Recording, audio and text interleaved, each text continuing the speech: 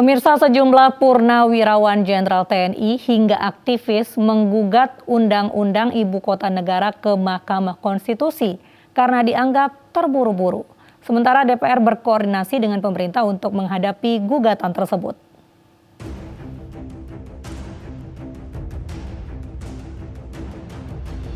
Sejumlah purnawirawan Jenderal TNI, politikus hingga aktivis mendatangi Mahkamah Konstitusi untuk mendaftarkan gugatan Undang-Undang Ibu Kota Negara atau IKN. 25 nama yang mendaftarkan diri sebagai pemohon uji formil Undang-Undang Ibu Kota Negara, salah satunya Neno Marwan Batubara. Para penggugat mengaku keberatan dengan proses UU IKN yang dianggap terburu-buru dan tidak melibatkan masyarakat. Mereka juga mempertanyakan urgensi pembentukan ibu kota baru di tengah pandemi COVID-19. Bagaimana bisa dalam konten undang-undang itu hanya beberapa kalimat diatur dan kita dalam menghadapi pandemi COVID, ya. Jadi apa ini urgensinya? Bagaimana bisa kepentingan sosiologis publik itu diabaikan?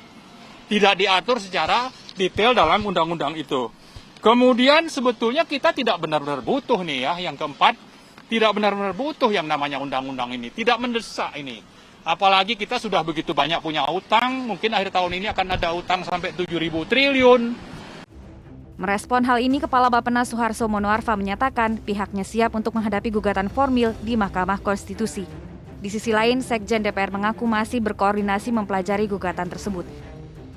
Kami dari DPR kan masih berkoordinasi juga dengan pemerintah ya.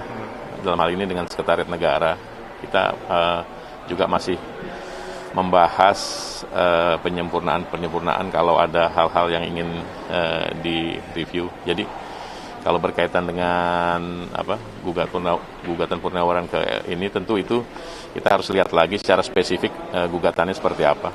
Nanti setelah itu baru akan kami pelajari. Mengenai GR di MK, saya kira ya, kami tentu akan mempelajarinya, apa yang diketengahkan, dikemukakan di sana, apakah cacat formil dan cacat material nanti kita periksa. Saya belum baca petitum yang diajukan.